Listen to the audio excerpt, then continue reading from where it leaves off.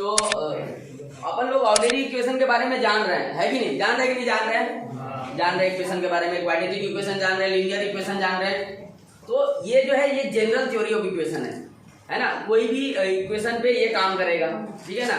तो basically quadratic equation में अपन quadratic equation को तुम जेई में जो चैप्टर का नाम दिया गया है उसको थ्योरी ऑफ इक्वेशन के नाम से भी जानते हैं। किसके नाम से?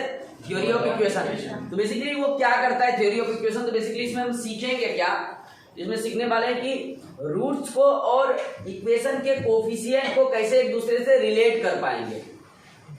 समझ रहे हो बात को? जैसे अगर मान लें अपन कि अपने पास अगर एक क्वाड्रेटिक इक्वेशन है ax square plus bx plus c equal to 0 और अपन अगर बोल देते हैं कि अल्फा और बीटा इसके रूट्स हैं, इसका मतलब यहाँ से अपन दो चीजें बात कर लेते हैं। क्या बात करते हैं कि अल्फा प्लस बीटा जो होता है ये कितना होता है माइनस बी बाई ए, और अल्फा इंटू बीटा कितना होता है सी बाई ए।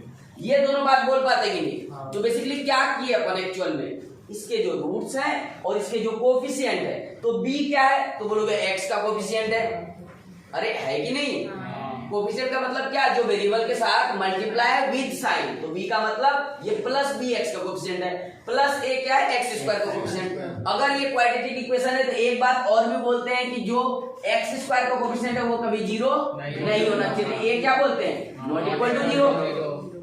तो इसमें हम क्या कोफिशिएंट, अच्छा c क्या है? Constant term. तो बेसिकली थ्योरी ऑफ इक्वेशन में हम करने क्या वाले हैं कि जो भी थ्योरी ऑफ इक्वेशन है, मतलब जो भी इक्वेशन है उसके जो रूट्स हैं उसके रूट्स को उसके कोफिशिएंट से रिलेट करेंगे। समझ गए क्या? और ये भी हमें पता है कि अगर इक्वेशन का पावर है ना, अगर इक्वेशन का पावर 2 है उसके मैक्सिमम 2 रूट हो सकते हैं। अरे इक्वेशन का पावर करने का मतलब क्या? डिग्री का बात कर रहा हूं। अगर इक्वेशन का डिग्री 3 है तो कितने मैक्सिमम 3 रूट्स हो सकते हैं, 4 है तो 4 रूट हो सकते हैं। अगर n रूट है तो कितना n, अगर पावर है डिग्री है तो कितना बोलेंगे n रूट्स हो सकते हैं, वो मैक्सिमम हो सकते हैं, है ना? तो इसी चीज को अपन रिलेट करेंगे, है ना? तो कैसे रिलेट करते हैं चीजों को? तो एक अपन जनरल, अच्छा इसमें कुछ रिलेशन दिख रहा है क्या? अगर दोनों को लेते हैं तो माइनस बी आया, मतलब ये जो कोफिशिएंट है, अच्छा इसको ऐसे भी लिखते हैं क्या? अल्फा प्लस बीटा को अगर थोड़ा सा और तरीके से लिखें तो क्या इसको लिख सकते हैं क्या? Coefficient of minus times coefficient of x divided by coefficient of x। अरे ऐसा लिख सकते हैं कि नहीं? और इस वाले में देखो फिर से कोफिशिएंट ऑफ x स्क्वायर आ गया। अगर इसको फिर से देखो तो ये क्या है? Constant term divided by coefficient of x square. अच्छा ये कैसे आया? ये कैसे आया एक्चुअल में ये समझ पा रहे हो क्या तुम लोग? ये कैसे आया होगा, इस पे कभी सोचे हम लोग? देखो ध्यान से, अपन याद है शुरू में जब फैक्टराइजेशन मेथड पढ़े थे उसमें इक्वेशन को हम इस फॉर्म में लिखे थे, ax square plus bx plus c को कैसा लिखे थे याद है?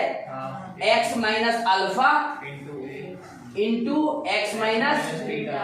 अगर इसके ये दोनों रूट है इसका मतलब ये हुआ था कि ये रूट जैसे इसके अंदर जाएगा उसको जीरो बना देगा। रूट का मतलब क्या होता है? सॉल्यूशन। या जीरो का मतलब क्या होगा कि ये अगर इसके अंदर गया एक्स की जगह पे तो इसको इक्वल टू जीरो कर देगा। मतलब क्या हुआ कि इस इक्वेशन को इस दो लीनियर वेक्टर के रूप में लिख सकते हैं और इसका रूट देखो अल्फा बीटा दे देंगे तो जैसे एक्स इक्वल टू अल्फा हो गया ये जीरो हो जाएगा, इसको जीरो बना देगा। लेकिन तुम यहां से थोड़ा सा लॉजिकली सोचे कि x इंटू एक्स क्या हो गया? X square. लेकिन इस साइड क्या है? ax square. इसका मतलब क्या हुआ? इसके साथ और भी कुछ मल्टीप्लाई करना पड़ेगा। अरे करना पड़ेगा कि नहीं? ये बात क्लियर है? इसका मतलब एक बात और क्लियर है कि ये दोनों इक्वेशन क्या है? इक्वल है कि नहीं इक्वल? एक साइड अल्फा बीटा है, एक साइड ABC है। तो यहीं से अपन इसको निकाल सकते हैं। कैसे निकालेंगे? इसको सिंपल मल्टीप्लाई कर दो। ये मल्टीप्लाई करोगे कितना आएगा? a into x x square, x into beta minus beta x, minus alpha into x minus alpha x, और अल्फा इंटू बीटा तो प्लस अल्फा बीटा। तो अब देखो ऐसा लिख पाएंगे नहीं लिख पाएंगे? अब ध्यान से देखो, a से मल्टीप्लाई करते हैं क्या? तो a से मल्टीप्लाई करेंगे तो क्या आएगा? ax square. अच्छा माइनस अगर कॉमन ले लेते हैं, क्या लेते हैं? माइनस कॉमन लेते हैं। तो जैसे ही माइनस कॉमन लेंगे तो क्या आएगा अपने पास? देखो माइनस एक्स कॉमन तुम निकाल लो। क्या निकालेंगे? नहीं तो इसको प्लस ही छोड़ो, सिर्फ यहाँ से एक्स कॉमन आ रहा है क्या दोनों में? एक्स कॉमन निकालेंगे और ये से मल्टीप्लाई होगा क्या? अरे ये क्या हो जाएगा? ए एक्स स्क्वायर माइनस ए बीटा एक्स माइनस ए अल्फा एक्स प्लस ए अल्फा बीटा। हम क्या कर रहे हैं कि इधर देखिए इस साइड में एक्स स्क्वायर के साथ कुछ मल्टीप्लाई था प्लस एक्स के साथ कुछ मल्टीप्लाई था और कांस्टेंट टर्म था। इधर भी सोचे कि सेम तरीका से दिखा देंगे और चूंकि हम बोल रखे ये दोनों इक्वल है तो एक्स स्क्वायर का इसका कोएफिशिएंट एक्स स्क्वायर के इसके कोएफिशिएंट के बराबर होगा। अरे वो नहीं होगा क्या? तो अगर इसको तुम मल्टीप्लाई करोगे तो इसको क्या लिखेंगे? A into minus alpha minus beta into x, ऐसा लिख पाएंगे? नहीं लिख पाएंगे। और ये देखो ये इसके साथ मल्टीप्लाई होकर ए इंटू अल्फा बीटा होगा कि नहीं होगा? अब ये किसके इक्वल है? तो बोलोगे a x square plus B x plus c के इक्वल है। अरे है कि नहीं? अगर भाई साहब ये दोनों इक्वल है, क्या है? ये दोनों इक्वल है, इसका मतलब हुआ कि इसके एक्स स्क्वायर का कोएफिशिएंट इसके एक्स स्क्वायर के बराबर होगा। तो यहाँ से क्या बोल सकते हैं? कंक्लूड क्या कर सकते हैं? तो कंक्लूड जो हम लोग करेंगे वो ये कर सकते हैं कि जो a इक्वल टू ए होगा, अरे है भी a equal to A, true. x का जो कोएफिशिएंट इसका है वही x का कोएफिशिएंट इसका होना ही पड़ेगा अगर दोनों इक्वल है तो। अरे नहीं होना पड़ेगा क्या? तो a b इक्वल टू क्या लिख देंगे? a इंटू माइनस, तो माइनस अगर कॉमन ले लेते देखो अल्फा प्लस बीटा हो जा रहा है क्या? इसको इसके इक्वल होना पड़ेगा और यहाँ से ध्यान से देखो alpha plus beta equal to क्या लिख देंगे? Minus B by A. नहीं लिखेंगे क्या? यही तो रिलेशन जनरेट किए, नहीं किए? क्या कर पाए क्या? अब दूसरा देखो ये कांस्टेंट टर्म ये कांस्टेंट टर्म के बराबर कर देंगे, दोनों इक्वेशन नहीं इक्वल हो जाएगा। अरे बहुत सिंपल सी बात है, इसको हम इस तरीके से लिखे, इसके दो रूट थे तो ऐसा लिखे, अगर तीन रूट रहता तो कैसा लिखते? A x cube plus B x square plus C x plus d. इधर क्या लिखते? A into a x minus alpha into x minus beta into x minus gamma. चार रूट रहता तो एक्स माइनस डेल्टा, पांच रहता तो एक्स माइनस लेमडा, छह रूट रहता तो एक्स माइनस स्वाहा। अबे नहीं कर सकते क्या? अबे जितने रूट बोलेगा उतने फैक्टर बनाते जाएंगे। जैसे कैसे आया? पहले आया कोरोना, फिर आया अल्फा वेरिएंट, फिर क्या आया? बीटा वेरिएंट, फिर डेल्टा, और फिर बाहर गया तो बोल दिया ये अल्फा प्लस है या अल्फा माइनस है, ये उसका म्यूटेंट है। तो अपन ऐसे नाम देते रहेंगे अलग अलग। बेसिकली अपने को रूट ये सब क्या है? रूट को जस्ट रिप्रेजेंट करता है ना, है कि नहीं? हाँ, तो बस रिप्रेजेंट करने के लिए कुछ कर देंगे और फिर क्या करेंगे? दोनों साइड के, एक साइड रूट रहेगा एक साइड एबीसी रहेगा, दोनों के कोएफिशिएंट को इक्वल कर देंगे। इधर रहेगा एक्स क्यूब तो इधर एक्स क्यूब वाले के स्क्वायर वाले से। अब जब को सेम सेम बोल देंगे दोनों सेम इक्वेशन नहीं हो जाएगा क्या? यहाँ से क्या बोल सकते हैं? c इक्वल टू क्या बोल सकते हैं? a into alpha into beta. तो देखो alpha into beta equal to क्या है? c by a। आया कि नहीं आया?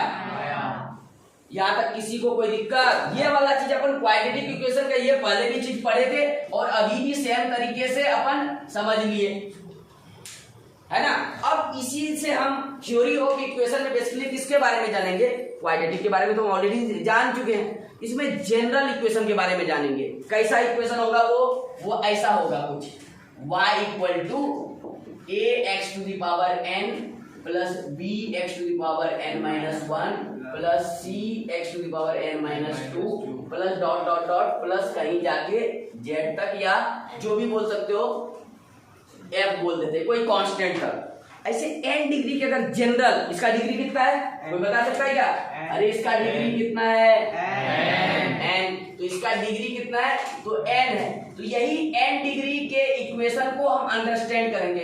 अगर अपने पास 5 डिग्री का इक्वेशन दे दिया तो उसके रूट्स में क्या रिलेशन होंगे, इस चीज को समझना है थ्योरी ऑफ इक्वेशन में। तो हम जनरल इक्वेशन का बात करते हैं। क्वाड्रेटिक को हम पहले से जाने थे, इस तरीके से सेम रिजल्ट आया तो अपने को कुछ तो लगा कि ऐसा कुछ हो रहा है। बोले कि सर यही तरीका क्यूबिक पे अप्लाई करते हैं, फिर बाई क्वाड्रेटिक पे अप्लाई करेंगे और देखेंगे क्या किसी ट्रेंड को फॉलो कर रहा है क्या। अगर कर रहा होगा तो वही ट्रेंड सब पे अप्लाई कर देंगे और एक्चुअल में फॉलो करता है। ठीक है, तो अपन ये चीज लिखेंगे, फिर क्यूबिक का देखेंगे, क्यूबिक का सेम तरीके से कोएफिशिएंट भी कंपेयर करेंगे। ओके, आगे अब क्या करेंगे? क्यूबिक पे करेंगे, तुम लोग भी साथ में करोगे क्यूबिक का, बहुत आसान होगा ना। इसी तरीके से करेंगे, तो अपन क्या करते हैं, क्यूबिक का एक इक्वेशन क्यूबिक, अभी तो क्वाड्रेटिक इक्वेशन कंसीडर किए थे, इसको अपने को आता था कि नहीं आता था इसका? हाँ, तो अब जो करेंगे, हम तो एन ऑर्डर का बात किए हैं, तो हम पहले क्यूबिक का बात कर लेते हैं थोड़ा, फिर जनरल ऑर्डर पे जाएंगे। तो किस पे बात करेंगे? क्यूबिक का। एक क्यूबिक इक्वेशन कंसीडर कर लें क्या अपन लोग? अरे कर लें क्या? चलो भैंस की तरफ नहीं फैलो तुम। A x cube plus B x square plus b equal to 0, और इसके रूट्स क्या बोल देंगे अपन लोग? Alpha beta gamma. इसका क्या बोल देंगे? अल्फा, इसका क्या बोल देंगे? बीटा, और इसका गामा। तो इसी चीज को अपन फैक्टर फॉर्म में कैसे लिख पाएंगे? ए एक्स क्यूब ब्लैक से, है ना, a x cube plus B x square plus C x plus d equal to a into, हमेशा एक्स क्यूब का कोएफिशिएंट को मल्टीप्लाई करो, अगर 1 है तो 1 से मल्टीप्लाई करो, कोई दिक्कत नहीं। तो x a into x minus alpha into x minus beta into x minus, अरे होगा कि नहीं? अब तुम दोनों साइड मल्टीप्लाई करके एक्स क्यूब वाले एक्स स्क्वायर वाले कंपेयर करके निकाल सकते हो क्या रिजल्ट? सुन लो, इसको मल्टीप्लाई किए तो ए इंटू यहाँ क्या आया होगा? माइनस प्लस ऑफ, ऐसा सोच सकते क्या? या माइनस ही लिखते हैं, minus alpha plus beta plus into plus alpha beta gamma plus gamma alpha into x plus minus alpha beta gamma. ऐसा आया क्या? ये तो सबका आया होगा। अरे ये नहीं आएगा क्या? अब इसको मल्टीप्लाई कर लो, पहले ये दोनों को, पहले ये तीनों को मल्टीप्लाई कर लो, पहले ये दोनों को, फिर इसको उसके साथ इसको कर। अरे आसान है ना। अब क्या करेंगे, अपने को पता है ये दोनों क्या है? इक्वल है। तो एक्स क्यूब के कोफिशिएंट को इसके एक्स क्यूब के कोफिशिएंट से इक्वल कर देंगे। यहाँ ए है, ये भी ए, तो दोनों इक्वल होगा, उससे अपने को कुछ निकलेगा नहीं। अब एक्स स्क्वायर वाला करते हैं। एक्स स्क्वायर का इधर कितना है? बी प्लस बी, क्या है? Plus B. इधर इक्वल क्या होगा? Minus a into alpha plus beta plus gamma. अबे ए भी तो है मल्टीप्लाई में, तो minus a into alpha plus beta plus gamma. अरे आएगा कि नहीं? तो ये तो क्या है? Basically sum of root. तो ये क्या आ गया? Sum of root alpha plus beta plus gamma क्या आ गया? Minus b by a. फिर से माइनस बी बाई ए। नहीं आया क्या? आया। अच्छा, अगला देखोगे तो देखो यहाँ पे बेसिकली सम ऑफ रूट है, लेकिन दो रूट को पकड़ के मल्टीप्लाई करके सब लिखा है। तो अगर x के कोएफिशिएंट को करेंगे तो x का कोएफिशिएंट क्या है? इधर तो c है और उधर क्या है? a into alpha beta plus beta gamma plus gamma alpha, है कि नहीं? तो यहां से लिखेंगे तो बेसिकली क्या लिखेंगे? Alpha beta plus beta gamma plus gamma alpha equal to c by a. अच्छा, ये जो है, जो b बेसिकली क्या है? ये देखो minus times coefficient of x square divided by a. क्या है? Coefficient of x cube. अबे क्या है? Coefficient of x cube. और इस वाले को अगर लिखेंगे तो ये बेसिकली क्या है? Coefficient of x divided by coefficient of x cube. अरे ऐसा है कि नहीं है? अच्छा, एक और अभी बचा हुआ है, एक कांस्टेंट टर्म d किसके इक्वल होगा? तो d को अगर इक्वल करें तो भाई साहब देखो d किसके इक्वल होगा? तो d किसके इक्वल होगा? a times alpha, a times minus a times alpha beta gamma. तो ये तो प्रोडक्ट ऑफ रूट है ना। तो प्रोडक्ट ऑफ रूट कितना है? Alpha beta gamma. ये कितना आ गया? d बाय ए माइनस d बाय ए। अरे आ गया क्या? और d क्या है बेसिकली अपना? तो अल्फा बीटा गामा बेसिकली क्या हुआ? Constant minus times constant term divided by constant term divided by coefficient of x cube. तो अब देखते हैं कि इसमें कुछ रिलेशन बनता है क्या। अरे यहाँ तक सबको समझ में आया क्या? क्लियर है? अब देखो ध्यान से, अपन यहाँ से चीजों को ऑब्जर्व करना शुरू किए। क्या करना शुरू किए? ऑब्जर्व। तो देखो, अगर उसके 2 रूट थे, क्वाड्रेटिक के कितने रूट थे? 2 रूट थे। तो 2 रूट का सम निकाले तो ये क्या आया? -b/a। क्या आया? -b/a। और b क्या था? अगर क्वाड्रेटिक था तो उसका एक पावर कम वाले का coefficient divided by highest power का कोएफिशिएंट। अरे समझ रहे हो क्या? इस वाले में भी देखो जितने रूट है सबका सम किए तो हाईएस्ट अगर क्यूब है इससे एक पावर कम वाले का coefficient divided by x cube, मतलब हाईएस्ट पावर वाला का कोएफिशिएंट, और आगे माइनस चिपका दिया। सही है कि नहीं? और अगर रूट 2 रूट थे तो अल्फा इंटू बीटा निकाले थे, इसके 3 रूट हैं तो क्या निकाले? अल्फा इंटू बीटा इंटू अगर गामा निकालते हैं तो ये क्या आया? Constant term divided by x cube. उसमें क्या आया था? Constant term divided by x square. समझ रहे हो क्या? मतलब कुछ कुछ सेम दिख रहा है, थोड़ा इधर उधर हो रहा है, उसको देख लेंगे। अब देखो उसके 2 रूट थे तो 2 ही चीज निकाल सकते थे, अल्फा प्लस बीटा और अल्फा इंटू बीटा। इसके 3 रूट हैं तो क्या क्या निकाल सकते हैं? Alpha plus beta plus gamma. सबको एक एक रूट को पकड़े और फिर सबका सम कर दिए। अगला क्या किए? 2 रूट को पकड़े और दोनों को मल्टीप्लाई किए फिर सम कर दिए। फिर अगला क्या किए? तीनों को मल्टीप्लाई करके सम। यही 3 पॉसिबल केस हो रहा था 3 रूट से। 2 रूट से क्या पॉसिबल केस हो रहा था? 2 रूट पकड़े, दोनों को एक रूट को पकड़े फिर सम कर दिए एक एक को करके।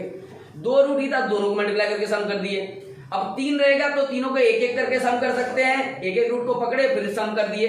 2 रूट को पकड़े मल्टीप्लाई किए सम कर दिए। तीनों रूट को पकड़े, 3 रूट को पकड़े मल्टीप्लाई किए। अगर ये 4 रहता, 4 रूट आते तो क्या करते? सबसे पहले अल्फा प्लस बीटा एक एक को पकड़ते और सम कर देते। Alpha plus beta plus gamma plus delta equal to something आता। फिर क्या करते? 2 को पकड़ते, alpha into beta, beta into gamma, gamma into delta, delta into alpha. समझ रहे हो क्या? फिर 2 का सम कर देते। फिर इसमें 3 वाला भी केस बनता, alpha into beta into gamma plus beta into gamma into delta plus delta into beta into alpha. नहीं बनता क्या? बोल रहा हूँ बहुत आसान है, एक बार समझ लो, एक बार और समझ लो। अगर क्वाड्रेटिक था, अल्फा बीटा रूट था, इसका क्या पॉसिबिलिटी है? अल्फा प्लस बीटा निकाल सकते हैं, अल्फा इंटू बीटा निकाल सकते हैं। अब जैसे गामा आ गया तो क्या कर देंगे? Alpha plus beta plus gamma, और क्या कर सकते हैं? 2 को पकड़ के सम करेंगे, alpha beta plus beta gamma plus gamma delta. सब 2 बार आ गया क्या? Gamma alpha. अब अगर इसके साथ अगर डेल्टा आता तो फिर पहले एक का सम कर लेते, फिर 2 का कर लेते, फिर 3 का कर लेते, फिर 4 का कर लेते, चारों को प्रोडक्ट मतलब ऐसा ट्रेंड नहीं बना सकते क्या? यही है थ्योरी ऑफ इक्वेशन। यही है क्या? थ्योरी ऑफ इक्वेशन कि रूट्स और कोएफिशिएंट का रिलेशन जनरेट करना, और बहुत ही आसान है। तो बोलोगे सर अब 4 मल्टीप्लाई करेंगे क्या? 5 मल्टीप्लाई करेंगे और 100 दे दिए तो फिर तो अपनी तो लग गई। अरे नहीं लगेगा क्या? पर जीवन में मल्टीप्लाई करते रहेंगे क्या? तो उसके लिए mathematics is all about pattern.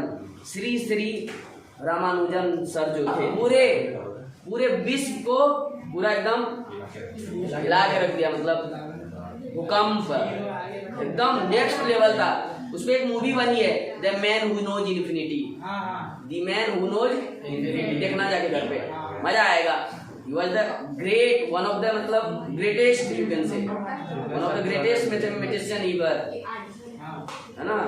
तो वो बोले थे, वो एक बार वो और उनकी वाइफ ऐसे वॉक कर रहे थे, तो उनकी वाइफ ज्यादा पढ़े लिखे नहीं थी और वो ब्राह्मण फैमिली से बिलोंग करते थे, या वो इनकी मूवी में ऐसा दिखाया, उसके रिस्पेक्ट में वो उतना नहीं थे नॉलेजेबल। तो उनको पूछती है कि वो बालू पे चल रहे थे, किस पे चल रहे थे? बालू पे चल रहे थे। तो रामानुजन को बोलते हैं कि आपको कितना अच्छा ये सब मौसम है ना, पानी बरस रहा है, नदी में पानी है, एकदम हरे पत्तियां हैं, क्या ब्यूटी है नेचर का। तो वो बोलते हैं एक्चुअल में ब्यूटी है नेचर का, मुझे तो सारी चीज में ब्यूटी दिखता है। ये सैंड उठाते हैं इससे, तो ये सैंड देखो तुम्हें क्या दिखता है? देखो सैंड दिखते हैं, ग्रेन्स दिखते हैं, मतलब छोटे छोटे। अरे नहीं, इसका पैटर्न देखो, उसको मतलब उसको इन्फिनिटी दिखता था, मतलब ऐसे ऐसे उसने थ्योरम दिए हैं कि तुम पागल हो जाओगे। मतलब ऐसा भी होता है क्या? ऐसा एक थ्योरम दिया, एक दिन बताया था ना, सम ऑफ ऑल नेचुरल नंबर, ऐसा 4, 5 ये कितना आता है -1/12। ये रामानुजन ने दिया था 1 ऑफ द, मतलब सब पूरा दुनिया पागल कर देश कैसे हो सकता है -1/12, मतलब इधर तो इंटीजर ऐड कर रहे हैं -1/12, ऐसा होगा क्या? पागल हो ही नहीं सकता, हो ही नहीं सकता है। और कई सारे फिजिक्स के लॉ ऑफ नेचर को एक्सप्लेन करता है, कई सारी इक्वेशन को बहुत सॉल्व करने में हेल्प करता है। तो एक्चुअली हाँ, ये मतलब फिजिक्स को डिफाइन करता है। और तुम बोलोगे कि ये कैसे हो गया, अजूबा है अजूबा, तो वो क्या थे, इन्फिनिटी को जानते थे। ये चीज थोड़ा सा ऐसा है कि सबको समझ में नहीं आती चीजें, है ना। जो इन्फिनिटी को समझ सकता है वही इस चीज को समझेगा, है ना। एक ही आदमी थे रामानुजन, वो पैटर्न बताए थे। तो अपन जब भी बेसिकली अपन करना क्या चाह रहे हैं, जब भी मैथ्स में, है ना, मैथ्स में एक सेक्शन आता है लॉजिकल रीजनिंग, है ना, और मेंटल टेस्ट, ये सब में क्या करते हैं अपन कि पैटर्न तुमको दिया रहेगा और तुमको बताना होता है नेक्स्ट आंसर क्या है। तो ये पैटर्न जो होता है बहुत काम की चीज होती है। तो अपन जो थ्योरी ऑफ एप्लीकेशन डील कर रहे हैं, तो हमने क्वाड्रेटिक को डील किया, क्यूबिक को डील किया, फोर्थ ऑर्डर को भी डील कर सकते हैं। लेकिन अपन यहीं से एक रिलेशन जनरेट कर सकते हैं। ऑलरेडी कुछ ट्रेंड फॉलो हो रहा है, ट्रेंड को ऑब्जर्व करेंगे और एक जनरल क्या कर देंगे, जनरल एक फार्मूला तैयार कर लेंगे, जिससे कि कोई भी ऑर्डर का अगर रूट्स का सम, प्रोडक्ट, ये सब निकालना हो, ऐसे करके निकाल लेंगे। ठीक है, फार्मूला लिखेंगे। तो ये बेसिकली क्या है, देखो, sum of product of roots taken p at a time. इसका मतलब क्या हो गया कि अगर कोई क्वाड्रेटिक इक्वेशन है और उसके मान लो कि कई सारे रूट्स हैं, कितने रूट्स हैं, n रूट्स हैं, कितने रूट्स हैं, n रूट्स हैं, और उसमें अगर हमको 2 रूट पकड़ना है या एक रूट पकड़ के उसके प्रोडक्ट का सम करना है। एक रूट पकड़ के सम करने का मतलब क्या हो गया, alpha plus beta plus gamma. 2 root पकड़ के सम करने का मतलब क्या हो गया, sum of product of roots taken p at a time. तो p मतलब अगर 2 हो गया, 2 होने का मतलब क्या हो गया, 2 रूट को पकड़ेंगे, उसका प्रोडक्ट करेंगे, फिर सम करेंगे। तो अगर मान लो अपने पास क्या है, अल्फा बीटा गामा, ये 3 रूट्स हैं। ये कितने रूट्स हैं, 3 रूट्स हैं, 3 रूट, अल्फा बीटा गामा। तो इसका मतलब हुआ कि अगर एक रूट का सम कर रहे हो, इसका मतलब हुआ सम ऑफ प्रोडक्ट ऑफ, अगर रूट्स कर रहे हैं taken 2 at a time, p equal to कितना ले लिए 2। इसका मतलब कोई भी 2 रूट को पकड़ेंगे, उसका प्रोडक्ट करेंगे, तो अल्फा बीटा, और फिर इसका क्या करेंगे, सम। दूसरा क्या पढ़ेंगे, बीटा गामा, सबको पकड़ना है 2 को, हर बार 2 आ जाना चाहिए, प्लस अब कौन बचा, गामा अल्फा। नहीं हुआ क्या, तो ये क्या हो गया, product, sum of product of root. देखो, sum of product of roots taken p at a time, कितने p लिए हैं, 2 रूट पकड़े हैं, इक्वल टू क्या होगा, -1 टू दी पावर p। तो p का वैल्यू क्या है, 2, into coefficient of p plus 1th term. तो p कितना पकड़े हैं, 2, तो p प्लस 1 कितना हो गया, 3। तो थर्ड टर्म कौन सा है, इस इक्वेशन का 3 इक्वेशन पकड़े हैं, ax³ plus bx² plus cx plus d equal to 0। अरे तो इक्वेशन यही था ना जिसके अल्फा बीटा गामा रूट्स होंगे। तो इसका थर्ड टर्म क्या है, 1 2 3, तो c, इसका मतलब ये क्या है, c by coefficient of first term क्या है, a। ये कितना आ गया, c बाय, क्या इधर से c बाय a आया है, देखो c बाय a आया है ना, अबे जादू नहीं हो गया क्या।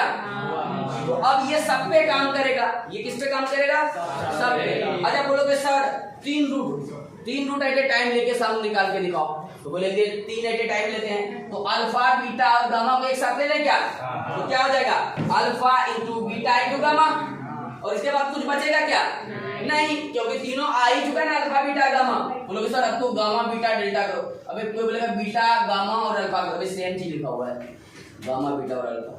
तो 3 को लेंगे तो एक ही बनेगा कॉम्बिनेशन। तो ये क्या होगा, तो इसमें p कितना लिए, 3, हमें नहीं लिए क्या, 3 roots taken at a time, उसका प्रोडक्ट करेंगे, प्रोडक्ट ऑफ रूट, फिर सम करेंगे, तो एक ही बना, तो एक ही का किससे सम करेंगे, यही रहेगा, equal to -1 to the power p। तो -1 टू दी पावर कितना होगा, 3 into coefficient of p plus 1 term, p plus 1 term क्या हो गया, p 3 लिए तो 1 ऐड करेंगे तो 4 टर्म, तो कौन हो गया, 1 2 3 4, तो d आ गया, into d divided by coefficient of first term, तो ये क्या आ गया, -d बाय, अबे क्या भैया आया क्या, अगर P1 लेंगे तो 1 रूट का सम करेंगे तो क्या लिखेंगे, alpha plus beta plus gamma. इसमें P कितना है 1, तो इस केस में क्या आएगा, तो -1 टू दी पावर P, तो -1 to the power 1 into coefficient of second term, P plus 1 मतलब क्या 1 प्लस 1, तो सेकंड टर्म, अरे नहीं होगा क्या, तो सेकंड टर्म कितना आ जाएगा अपना B, तो B by coefficient of first term A, तो ये कितना आ गया -B बाय A। अब ये तीनों प्रूफ हो गया क्या, तो तुम देखो -B बाय A ऑलरेडी आ चुका है, इस वाले को भी प्रूफ कर लिए, 2 लेके भी प्रूफ कर लिए और 3 लेके भी प्रूफ कर लिए, मतलब ये जनरल सब पे काम करेगा। तो कौन सा अपना हो गया बेसिकली, ये जो है इस चीज को समझ गए क्या, तो ये अपने को याद होना चाहिए, sum of product of roots taken P at a time. तो अगर किसी भी इक्वेशन के 10 भी रूट है और 4 एट ए टाइम बोलेगा, P वो हो गया 4, उसका सीधा वैल्यू बता सकते हैं, और क्यूबिक तब में सब निपट जाएगा। इससे फायदा क्या होगा कि हम क्यूबिक के कोएफिशिएंट को उसके रूट से रिलेट कर देंगे, और अगर रूट से रिलेट कर दिए तो उससे जो पूछेगा अपन बता सकते हैं। क्लियर है, इसको समझ गया ना। चलो यहीं के साथ होता है दी क्वाड्रेटिक इक्वेशन का खात्मा। और एक चीज और पढ़ते हैं इसमें, है ना, कि अगर क्वाड्रेटिक इक्वेशन को सेपरेट कैसे करते हैं, अगर क्वाड्रेटिक इक्वेशन का एक और चीज पढ़ेंगे, लेकिन वो चीजें हम कोऑर्डिनेट ज्योमेट्री में पढ़ेंगे बहुत अच्छे से, तो हम उस चीज पे अभी यहाँ बातें नहीं करेंगे, है ना। ओके, तो आज हम लोग यहीं पे रखेंगे, ठीक है ना। क्वाड्रेटिक इक्वेशन एंड हो गया, कल क्वेश्चन करेंगे कुछ क्यूबिक के, है ना, अच्छे क्वेश्चन जो कोएफिशिएंट और उसको रूट को रिलेट करें, और अगले क्लास में स्टार्ट करेंगे सीक्वेंस। तो please do like share and subscribe the channel, और बाद में जाते जाते घंटा दबाओ, that means hit the bell icon. Okay, see you guys in the next class. Okay, bye.